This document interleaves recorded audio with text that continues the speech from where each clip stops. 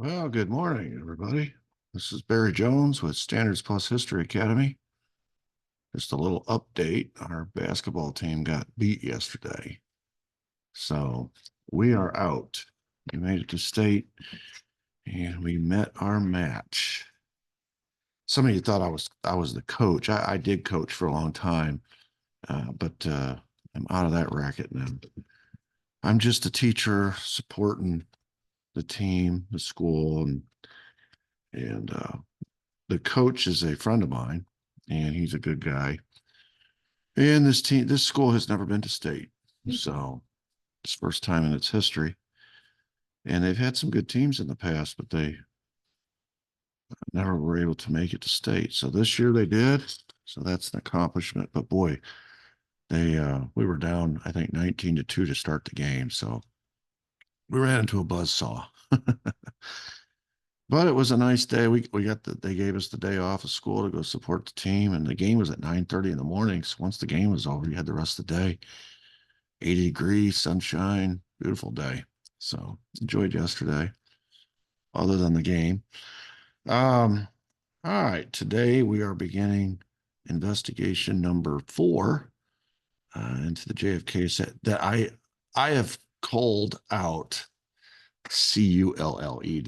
called out 6 investigations. Not all of them were started and intended to investigate the JFK assassination, but contributed in their own way. So far, we've covered the Warren Commission, which was a joke.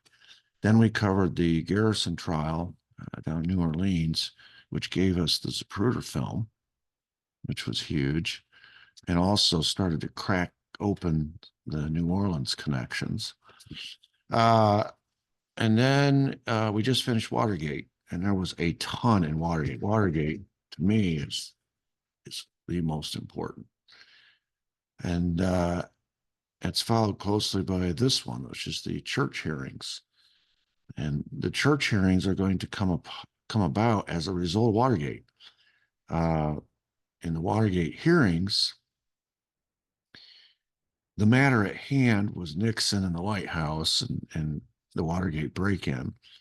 And they focused their attention on that to the exclusion of just about everything else. But after Nixon resigned and a little time had gone by, Congress said we need to revisit some of these issues that came up, especially what we learned on the tapes about very sensitive covert projects. Remember, Nixon kept talking about very sensitive covert projects further south of the border.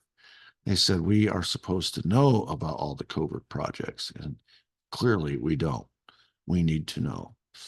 And the Bay of Pigs, how it relates to other covert projects and these Bay of Pigs guys. And remember, I shared with you a quote. He's calling them the Bay of Pigs guys, but it's not the ones that were caught up with Watergate, but they've been involved in some very, very sensitive covert projects, and I myself was involved, and but this was not the Bay of Pigs invasion itself; it's something else. So the church hearings are all about getting to the bottom of what that something else is, and it's going to be pretty uh, informative, and partly because we get access to the documents. During this little brief period, the CIA had 2 directors back to back, Colby and Schlesinger, who literally cooperated, if you can believe that, with the committee and turned over the documents. Normally, the CIA fights tooth and nail to keep the documents. And that's standard operating procedure for all the directors, except for these 2. And so we're going to find out from the documents themselves, the CIA's own documents, what they've been doing. And they're going to look at the FBI too. They're interested in looking at the intelligence community as a whole, which includes the FBI. And the suspicion going in is that both of them have gone rogue. And so that's what they're going to look at. And so it's a pretty fascinating uh, period. It's where we're kind of opening up it's kind of like a, a man going to his priest and confessing his sins, opening up his heart and confessing all his sins to the priest. It's kind of what we're doing as a country. We're opening up the books and we're confessing our sins. And every now and then you get this little brief period in history. Maybe it's every generation, I don't know, but where Americans decide, truth really does matter here. And in 1975, it appeared that truth really did matter for just a brief period. It gives me hope for the future. I got two pictures. Well, the question is, how did the FBI and CIA go rogue? That's what we're going to be looking at the next 2 days. I don't get too in depth on the church hearings. I just want to kind of skim over it. And we will talk about some of these operations more in depth later when we get to the conspirators part of this series. So I don't want to be redundant. Top picture there is Fred Hampton. We're going to introduce Fred Hampton to you today. Bottom picture, everybody should know, Martin Luther King. Obviously, their stories are going to be pivotal in understanding how, in this case, the FBI went rogue. These pictures are just a sampling. Trust me, there are many, many more. But this is a sampling of media personalities who were co-opted by the CIA. This is just to give you an illustration today, what we're going to talk about, how the CIA went rogue. So the first slide was FBI operations, and the second slide, and you can see these are, I picked out just some of the most high profile media personalities of the time. You don't get much higher profile than Walter Winchell, pictured on the left, New York Daily Mirror. Arthur Hayes Sulzberger, who was with the New York Times. Ben Bradley, who was with Newsweek, went on to become the legendary editor of the Washington Post. Drew Pearson, we've mentioned him before, as one of these muckrakers who writes about politics for the Chicago Daily News. He was best friends with Jack Anderson. They were partners in crime, so to speak. Henry Luce, the next guy over, which is the owner of Time Magazine and Life Magazine. He's the guy, his company's the one that bought the Zapruder film, very connected to the CIA. And then Walter Lippmann, the Chicago Daily News. These guys are all part of Operation Mockingbird, and they're all in influential positions, which means whatever they decide affects people underneath them and the stories that they write. And so what the CIA is going to do in Operation Mockingbird is go after the bosses, these big media conglomerates, newspaper, magazine, television, radio, so that if you can co-opt them and get them under your control, also publishing houses and movie houses as well, then you have the whole industry under your control. So these are some of the controllables, so to speak. All right, so this is investigation numero 4. It's a picture of Church, Senator Church here.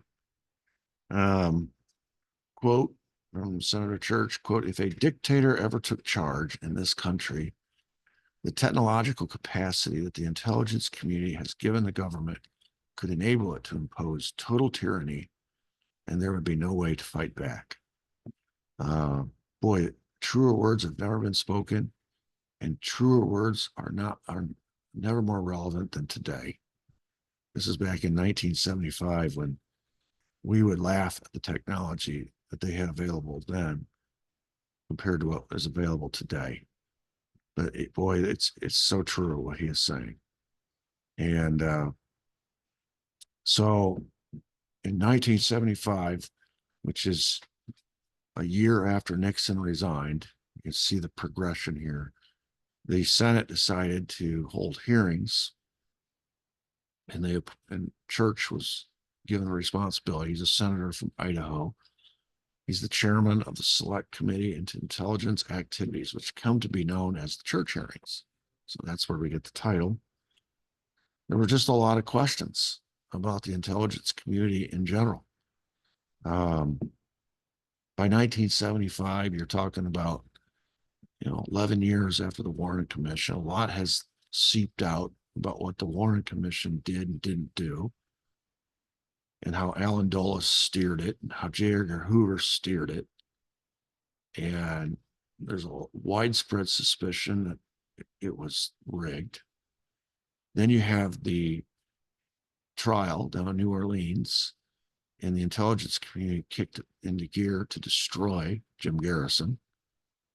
And a lot of suspicion that if the intelligence community is rigging the Warren Commission and destroying Jim Garrison in his trial, might it have something to hide if all these are is fact-finding operations trying to get to the bottom of the crime of the century? They're fighting awful hard to protect a narrative.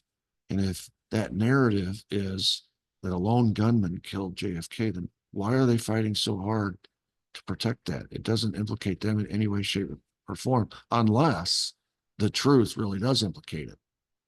And that's the reason they're fighting so hard. And then you get to Watergate, and in Nixon's own words, and of course we know, and all these senators know, who was in charge of the 5412 committee, who was in charge of all these covert activities for 8 years as vice president. And that's what he keeps referring back to. And so there's a suspicion amongst a lot of American people, but also elected leaders, that our intelligence community has gone rogue and it has become unaccountable. And it's time to rein it in, or at least find out what they've been up to. So as I said, a lot of this is going to be based on document evidence from the FBI. J. Edgar Hoover has died. So the guy who would have fought this tooth and nail is gone. Alan Dulles is out. The Richard Helms is out. The 2 CIA directors that would have fought this are out. So you have a rare opportunity here with respect to the FBI and the CIA to get the documents and find out the truth, to get to the bottom of this. You better not waste this opportunity. So the Church Committee finds out that there had been an assassination of a civil rights, he considered himself a civil rights leader, Fred Hampton. He was the founder of the Chicago chapter of the Black Panther Party. And of course, the public story was that he was a radical threat. He was a communist. This is what Hoover wanted everybody to believe. And so even though he had formed a, quote, rainbow coalition, I always thought, before I studied for Hampton, I always thought that was Jesse Jackson's thing. Turns out the Rainbow Coalition existed before Jesse Jackson. It was Fred Hampton. He formed the Rainbow Coalition, which is an alliance of African-American, Puerto Rican, and other poor youths in Chicago. There was a lot of street violence. Stop me if you've heard that before, in Chicago. And in order to try to tamp it down, he formed the Rainbow Coalition, where these youths and these different demographic groups signed a non-aggression pact. It's basically getting the different gangs to agree not to fight each other. And he became a leader in Chicago. But his association with the Black Panthers, J. Edgar Hoover had a long antagonistic relationship with the Black Panther Party during the time in the 50s, for example, in the 60s, when he was claiming there was no such thing as a mafia. He was diverting everyone's attention by going after the Black Panthers. He said they were communists.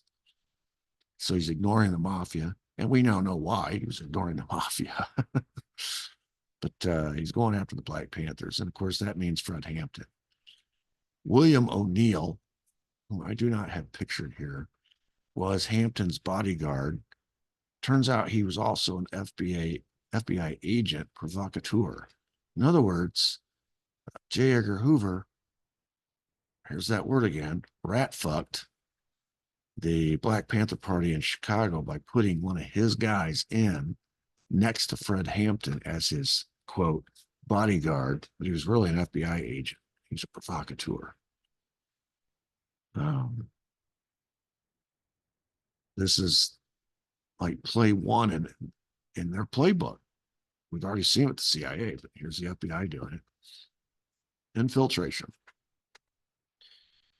And the FBI is planning a raid on Hampton. And so he delivers to the FBI a floor plan of Fred Hampton's apartment with an X marking the spot where Hampton's bed was in the different rooms and where Hampton slept and which bed was his. And on the day of the raid, it was the FBI, it was the Chicago police, and they raided and they just started shooting. And later, ballistics evidence showed that one shot came from where Hampton was sleeping. In other words, he had time to get off one shot in self-defense. Meanwhile, 100 rounds were fired into the room or at the room, at the spot marked by the X, from outside the room by the FBI and the Chicago police, over 100 rounds. And they killed Hampton in his bed. That was the intention. They weren't going to take him alive. They wanted to kill him, and they did. So we found out about that. You know, what the public heard about this after the fact was that Hampton was a radical threat and that they had attempted to execute a search warrant and he had opened fire. And so in self-defense, the FBI fired back. That's, of course, the story that we got. The FBI documents reveal differently. And then we also learned that there was a continuing operation against Martin Luther King. J. Edgar Hoover was notoriously antagonistic towards Martin Luther King, was afraid that he could be our first Black president, and ran a counterintelligence program called COINTELPRO against Martin Luther King and SCLC, the Southern Christian Leadership Conference. We'll get into what that meant in just a second. But of course, obviously, Martin Luther King was the preeminent civil rights leader of his time. Where he's becoming a threat in view of J. Edgar Hoover is that he is transitioning to becoming a leader of white people too, poor whites and poor blacks. During the Vietnam War era, Martin Luther King came out against the war. He said it was a poor man's war. Poor kids are the ones getting drafted, both white and black. Rich kids are hiding in colleges or draft dodging. And so all the kids fighting and dying are poor whites and poor blacks. And as such, he was becoming a leader of the poor white community as well, a leader of the people. When he died, I think I've mentioned this before, he was in Memphis, not too far from where I sit right now. And he was there representing the garbage workers in Memphis, poor whites and poor blacks. So he was rising in statures, transcending the civil rights movement and becoming more of a leader of Americans, not just African Americans. Anyway, as a result of this COINTELPRO program, part of it involved spying, surveillance, and they were bugging, surveilling his hotel rooms and his phones, his home, his church, everywhere. They had infiltrators. I mean, it's the same story all over again. On the day he was assassinated, one of his inside men, whom he trusted, led him like a lamb to the slaughter, to the balcony in Memphis at the Lorraine Hotel. knowing full well what was fixing to happen. He was the FBI's inside man to lead Martin Luther King to the spot, just like they did with Fred Hampton. It was the same play. But anyway, before that happened, the FBI mailed King a tape recording made from those microphones, those bugs hidden in the hotel rooms, with a note suggesting that the recording would be released to the public unless King committed suicide. Evidently, it was incriminating, whatever was on that tape. So what did this COINTELPRO program involve? According to the FBI documents, and this is a memo from J. Edgar Hoover basically telling them what to do. Surveilling, this is a direct quote, surveilling, infiltrating, discrediting, and disrupting American political organizations that are considered subversive. Obviously, the SCLC was its primary target. Discrediting targets through psychological warfare, which is what we just described. Smearing individuals and groups using forged documents, planting false reports in the media, harassment, wrongful imprisonment, illegal violence, and assassination.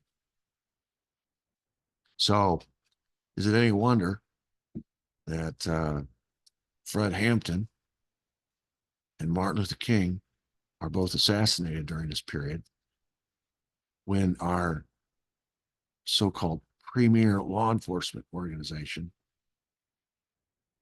is running a counterintelligence program against both of them, and including in its list of weapons to be used against them, assassination. So essentially what we have here is a domestic secret police that has the authority to illegally surveil people, to smear their character, to blackmail them, to put them in prison, to use violence against them, and to kill them. I ask that just as a rhetorical question. What is the difference between the FBI in this situation and the secret police that we hear about in the old Soviet Union or the Gestapo in Nazi Germany? What's the difference? What is the difference? So it's clear the FBI has gone rogue. How about the CIA? Church Committee learns, and we're just going to talk about one of their operations today. I'll save several others, more sinister for tomorrow. Let's talk about Operation Mockingbird, because I think this one is really key for today. It's the only operation in CIA history that has never had a termination date. So far as we know, it still exists today. It's still operational. According to the Church report, which was published in 1976, the CIA, quote, currently maintains a network of several hundred foreign individuals around the world who provide intelligence for the CIA and at times attempt to influence opinion through the use of covert propaganda.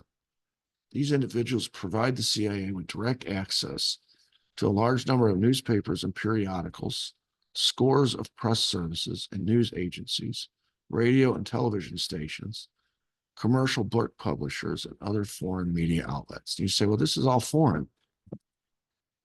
You'll see here in a minute why it matters. The CIA was clever. According to its mandates, charter, it's not supposed to operate domestically. So this is how they get around it. They use covert propaganda to influence these foreign media outlets. And once they inject into these foreign media outlets their propaganda, their story, watch what happens. According to Frank Church, it was then CIA policy to use this clandestine handling of journalists and authors to get information published initially in the foreign media to eventually get it disseminated in the United States. Church quotes from one document written by the chief of the covert action staff on how this process worked. Quote, get books published or distributed abroad, foreign, without revealing any U.S. influence by covertly subsidizing these foreign publications or publicans or booksellers. And later he writes, get books published for operational reasons, regardless of commercial viability. Okay, so here's what they're doing. They're injecting, they're feeding, they're seeding into the foreign press their story. The foreign press, which is in some cases getting financial support from the CIA, just basically acts as a copy machine. You know, whatever they're getting from the CIA, they're copy and pasting into their articles, into their news, into their broadcasts, into their books, into their movies. Church reports that, quote, over 1,000 books were produced, subsidized, or sponsored by the CIA before the end of '67. All of these books eventually found their way into the American marketplace, either in their original form or repackaged as articles for American newspapers and magazines. It's clever. So what Operation Mockingbird started off as, so we're gonna seed all our propaganda into these foreign outlets, and then the American outlets are going to pick it up. And if it's past muster in European press, whereas they've published this because they've, you know, reached the threshold of at least a couple sources, right? If it's been published in London, it's been published in Paris, if it's been published in Berlin, then it is eligible to be published in Chicago, in New York, in Los Angeles. It reminds me of what we now know happened in 2016, when all of a sudden you start hearing about Russia, everywhere you turn, Russia. And what we found out after it took years was that the CIA went to foreign intelligence agencies in Italy, in France, in Germany, especially in London, and seeded into those intelligence agencies all of Donald Trump's campaign staff, select members of them, with the stipulation that they were involved secretly in some sort of underhanded negotiations with Russia, and that it might be wise for these intelligence agencies to begin investigating them. And in some cases, they even enticed some of these campaign staffers to come to these countries, to hold meetings, to have interviews with people. And this was used as a pretext to launch investigations into the Trump campaign, which then got picked up by the media outlets here in America. The FBI launched an investigation based on what they were learning from foreign intelligence. It was all concocted. It's the same thing. Here it is. This is how they do business. They seed their propaganda into the foreign press so that the American press will take the story and run with it. In 2016, they seeded the target of the target that they wanted to destroy into these foreign intelligence outfits who ran with it, which allowed or gave cover to the FBI to open investigations of the same people for the same causes here in America. It was all concocted. If you trace it back, it all comes back to the same source, the CIA. Just like in this case. It is an age-old tactic. It's why they fight so hard against releasing documents. They always say to protect our methods and sources, because they want to use them again. They want to use the same method over and over, and they do, because we let them. It's pretty amazing. So I draw that analogy to 2016. We now know that whole Russia thing was a hoax. The whole thing collapsed like a house of cards. Every investigation that they tried to, you know, even up to and including a special prosecutor came back and says, man, there's no evidence. And he had all the motive in the world to find evidence. He couldn't find any because it was all a house of cards intended to smear. This is what our CIA is doing. We've already learned what our FBI is doing. In 1961, the chief of the agency's propaganda unit, which I will introduce to you later, wrote, quote, the advantage of our direct contact with the author is that we can acquaint him in great detail with our intentions. We can provide him with whatever material we want him to include. We can check the manuscript at every stage. The agency, the CIA, must make sure the actual manuscript will correspond with our operational and propagandistic intention. Again, now, we weren't supposed to see these internal documents. They were never intended for our eyes. But because, thankfully, I thank God for Colby and Schlesinger, the two CIA directors who, in a brief little dispensation of truth and honor, decided we're going to release these documents, the family jewels, so that the church hearings can get to the bottom of this. My goodness, can you imagine that happening today? If they did release them, they'd be all redacted. You wouldn't be able to read any of it. All right, I told you I'd introduce you to the guy. This is Frank Wisner. He's the guy who was given the responsibility by Allen Dulles to start Operation Mockingbird. So he's the man in charge of this, and he's going to hire and recruit some people to help him. But this is the guy, Frank Wisner. He's the deputy director of plans.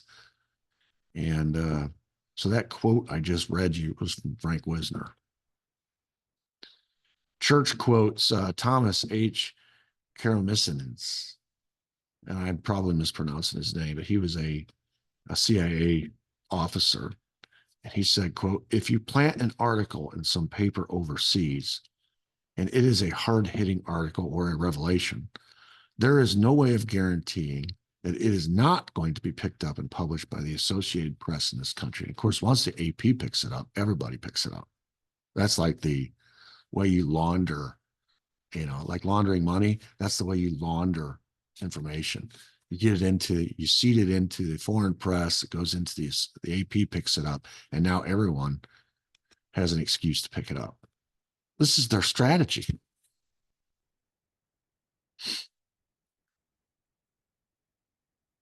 This is the guy that Wisner recruits to be the principal, according to the documents, he was the, quote, principal operative of Operation Mockingbird. You should be vaguely familiar with him, Gord Meyer. If you remember, Gord Meyer was the husband of Mary Pinchot Meyer, who was having an affair with JFK, who was shot and killed. The case was never solved. Angleton was found in her home trying to find her diary. He'd broken in. Later, he was found at her art studio looking for anything to steal or to take on behalf of the CIA. Remember, Angleton was the CIA's chief of counterintelligence. And she was dismissed as a crazy woman.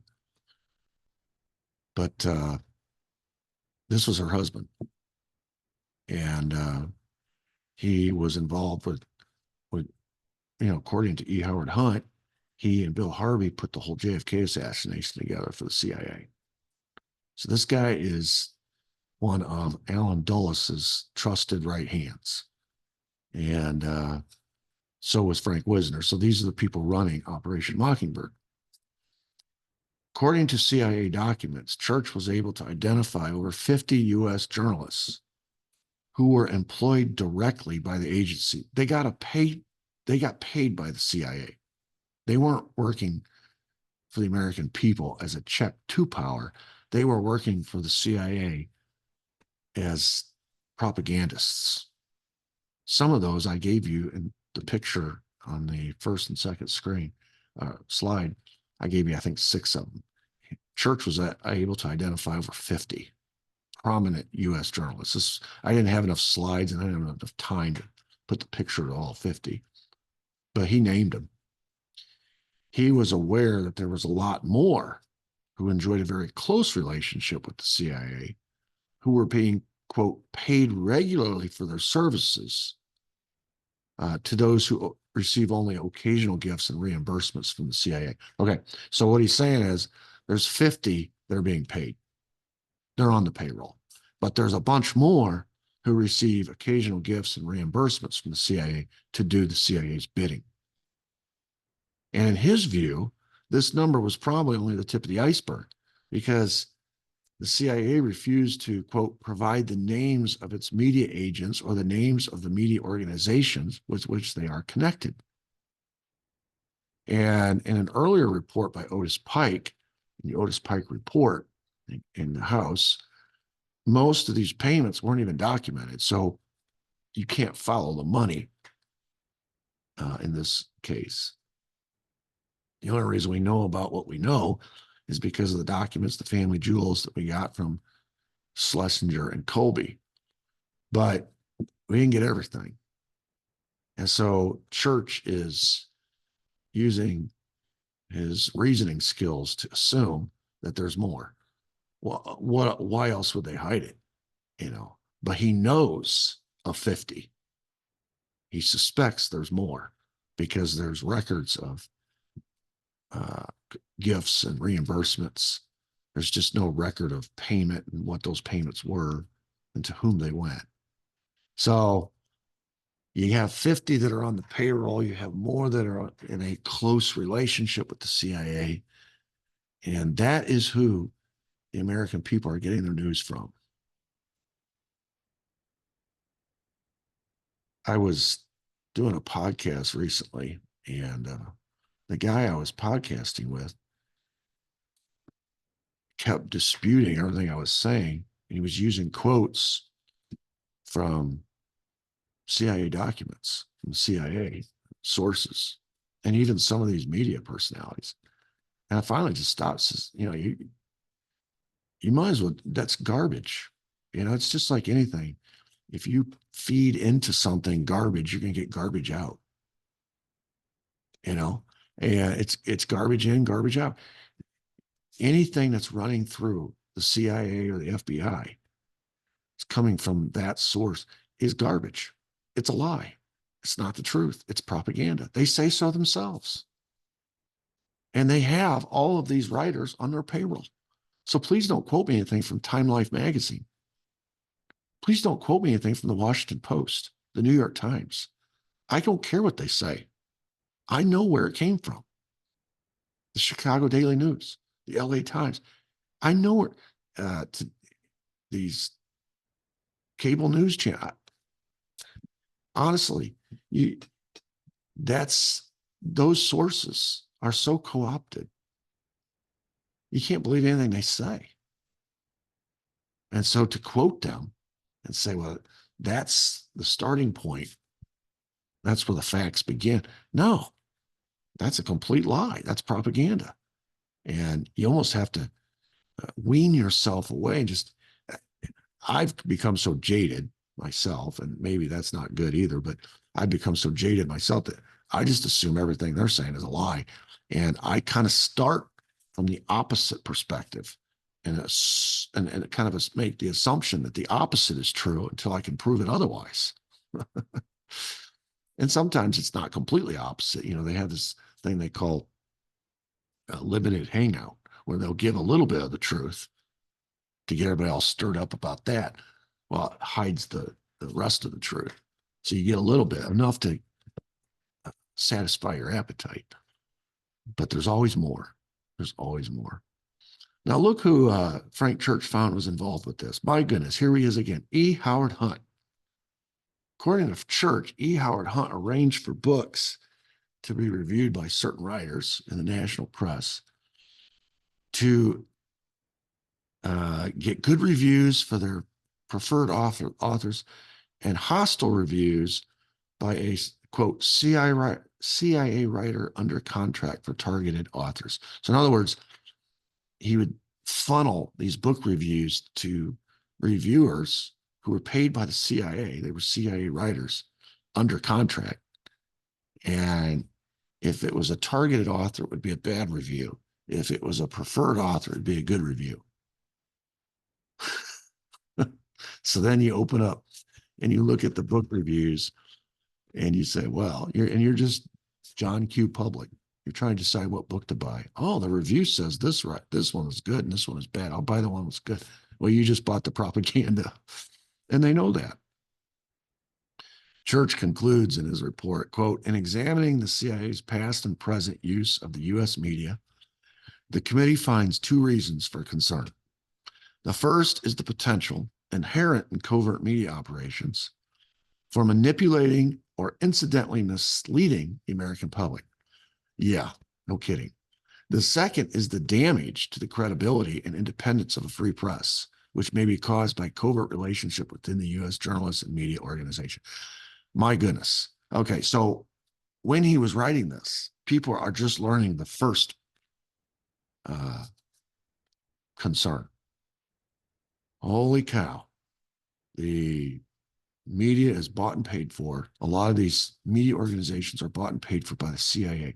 We are being misled. We are being propagandized. My goodness. So now over time, as you go forward and you start to that realization sinks in, you start to question all the media. You find yourself where I am, where the credibility and independence of the free press has been so damaged by this Operation Mockingbird that you don't believe anything. Frank Church was right. It's not just a problem of, okay, you're getting propagandized here. It's a problem of you trust. You now lose trust, faith in what your government is telling you, but now also what the media is telling you. You were introduced to the media back in school as a check against power. That's what you were told. That's what I was told. The media is the branch of government's not elected. Their job is to hold the elected officials accountable. And now we're finding out not only are they not holding them accountable, they're regurgitating their propaganda. And it's become a self-fulfilling prophecy where it's in the news right now. Yesterday, the House passed a ban on TikTok. On its face, it sounds like a good idea because you don't want Chinese propaganda coming. But a little known provision in the bill gives the government the right to decide what media actors are under foreign influence. And if it is, they can force the sale of that media outlet to someone that they approve. So I could imagine a scenario where the current government would say Twitter, which is now known as X, is under the foreign influence of a foreign government because they don't like Elon Musk and they don't have him under control. They have Facebook under control. They have YouTube under control. They have all of these Google under control. They have all of these social media companies under control. They don't have X or Twitter under control. So I could see a scenario where under the guise of it being under foreign influence, they force Elon Musk to sell to someone who they do control. That's what they just passed yesterday. The House did. And it isn't officially passed the Senate yet, but that's what they're trying to do. And it's nothing but the same play that we're talking. It's Operation Mockingbird in today's form. You know, when Operation Mockingbird was created, there was no such thing as Facebook. There was no such thing as Twitter. But now that's where you control information today. And so how do you control it? You control who owns it. And you disguise it as a bill to protect Americans from Chinese influence. But you include a little snippet in the bill that says the government gets to decide. That's why I say it's become a self-fulfilling prophecy, because the people who need the news controlled write the laws. And then they feed their propaganda to the people that they approve of, who control all the media outlets, who own all the media outlets, and the media outlets carry their water for them and allow them to monopolize the news. So that is the real danger here. Not only are we being fed propaganda, but in doing so, we are losing faith in our institutions that we used to count on, that we used to rely on, that we used to have faith and trust in. It's very subversive.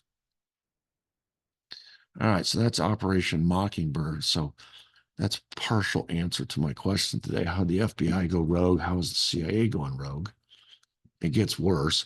The church hearings also began looking into the Warren Commission and reported in its report in 75, 76 that according to the committee, the Central Intelligence Agency withheld evidence from the Warren Commission, including information about plots by the government and the mafia working together of the United States against Fidel Castro of Cuba. That would have been a very important piece of information to include in the Warren Commission's investigation of JFK's assassination. A very important piece. Alan Dulles just kept it out. According to the family jewels, the church committee learned of Sam Giancana's involvement in potential involvement in the JFK assassination. And so they ordered him to appear before the committee. However, right before he could appear, Giancana was murdered. They learned from these documents that Jimmy Hoffa was a man to be interviewed who might have some information about the JFK assassination. However, before he could appear, he disappeared. His body was never found. That's the question everybody asks. Where's Jimmy? Where's Jimmy Hoffa? They learned that Johnny Rosselli had information relating to the JFK assassination. But before he could appear for his second interview with the church committee, he was murdered. He disappeared. He was found, his body was found floating in an oil drum down in Miami in Dumbfounding Bay. Jack Anderson, who had interviewed Rosselli just before he was killed, said in an article on September 7th, 1976, Rosselli told him, quote, when Oswald was picked up, the underworld conspirators feared he would crack and disclose information that might lead to them. This almost certainly would have brought a massive U.S. crackdown on the mafia. So Jack Ruby was ordered to eliminate Oswald. Well, that quote just by itself is loaded with new information. First of all, it says the conspirators feared. So, the Warren Commission said it was a open and shut case, lone nut. Okay, so you have that. Secondly, you have that it's the mafia that's concerned about a U.S. crackdown if he cracks and he says anything. Well, of course, the Warren Commission said the mafia wasn't in any way, shape, or form involved. It was all the actions of a lone nut. So you have that. And then you have Jack Ruby being ordered by the mafia to eliminate Oswald. Remember, the Warren Commission said Ruby has no connections to the mafia. So you have that. Just that one. Imagine the witness Johnny Rosselli would have been. Imagine the witness Sam Giancana would have been. Imagine the witness Jimmy Hoffa. You think, well, what's got Jimmy Hoffa got? When we get to the conspirators, you're going to find out Jimmy Hoffa has a lot to do with this. And that's what the church committee found out. That's why they concluded that the Central Intelligence Agency withheld evidence from the Warren Commission, because the church committee found out all this. In spite of the fact their main witnesses kept dying on them. Does that sound familiar? Just like Jim Garrison discovered when his witnesses kept dying on him. Sam Giancana dies, Jimmy Hoffa dies, Johnny Rosselli dies. However, the church committee is able to conclude that there was a lot of evidence that was withheld from the Warren Commission, casting doubt on the Warren report. So as a result of that report and the deaths of Giancana, Hoffa, and Marcelli, Congress, 1 year later, in 76, would authorize or establish the House Select Committee on Assassinations, authorizing a 12-member select committee to investigate the circumstances surrounding the deaths of John F. Kennedy and Martin Luther King. We're back where we started. The church committee has already discovered that there was an active counterintelligence operation launched against Martin Luther King that included up to assassination. They have already learned that our FBI assassinated Fred Hampton. So clearly they suspect that our FBI was involved in the assassination of Martin Luther King. Okay, this is 75. He was assassinated in 68. So this is 7 years after the fact. And now they've discovered that the CIA withheld evidence from the Warren Commission, and what they know in the limited time that they had to interview these witnesses before they were all killed is that there was a conspiracy, that the mafia was involved, and if the CIA is hiding it, the CIA is involved, and that Jack Ruby was ordered by the mafia to kill Oswald before he talked.